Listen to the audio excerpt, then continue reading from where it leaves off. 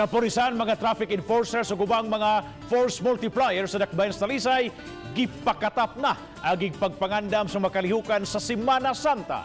Ang detalye pinagi sa live report ni Faye Marie Dumabok. Fem!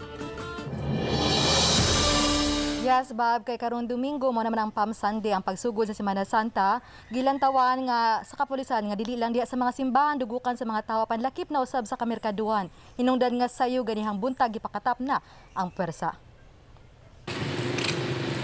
Pasado alas 6 ganihang buntag gilusa dila ni Mayor Samsam Gulyas uban si Konsehal Gail Restauro, mga pangulo sa Talisay City Police, City Toda, Task Force Talisay ug mga barangay opisyal ang discipline zone sa mga merkado sa barangay Kansuhong ug Dumlog.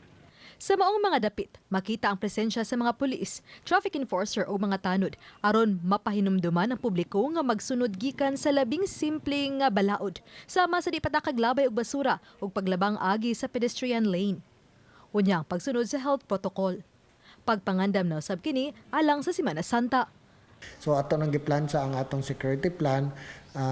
Aside from the security in the churches, we have also decided na we will put police officers, traffic officers as well as force multipliers in the markets, no, in anticipation of the influx of people during the Holy Week kanang mamalit og ingredients sa binignit. Gahapon sa hapon nakiktigom ang kagamhanang lokal sa mga pangulo sa simbahan alang sa pagpatuman sa IATF guidelines sa mga kalihukan sa simbahan karong Semana Santa. Meet with all the parish priests para pareha sa among gibuhat sa Misa de Gallo na makaplano mi sa ilang mga unsay amo ang mga pwede matabang nila pareha sa among gibuhat pag Misa de Gallo. Dinhi sa simbahan sa Santa Teresa de Avila sa Barangay Poblasyon. So samang protokol na nitong Misa de Gallo ang ilanang gipatuman. 600 ang katunga sa total capacity ning maong simbahan. Aduna sila ipanghatag ng mga priority number. O kung mahurot na ang 600 ka mga priority number, tugutan gihapon nga makasud ang ubang mga manimbahay apan gikinahanglan lang nga sundon nilang kining mga marker aron masunod gyud ang social distancing.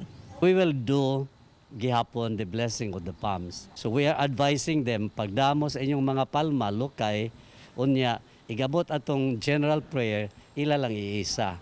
Not anymore nga individual gyud namo og suroy. Kini mga parokyano nga gitawag og prayer warriors nihimo sa naandad nga Station of the Cross matag Biyernes atol sa Kwaresma apan dihara sa gawa sa simbahan ug nagsunod gyud sila sa health protocol. Isip Katoliko na ami ang Via Crucis. So nagsugod mi og 9:30. Pwede sad mag Via Crucis ka anytime kay dili naman ta pwede karon nga magdagko nga grupo. O so kami limited among numbers mo nang ma-maintain ang social distancing. Bob, laing 8 posab ka mga simbahan sa Dakbayan sa Talisay ang tabangan sa kapulisan lakip na sa City Toda, CDRMO ug ang sa mga barangay tanod. Kini aron gyud mapatuman ang health protocol lakip na usab ang seguridad. Bob. Daghang salamat, Faye Marie Dumabok sa imong live report.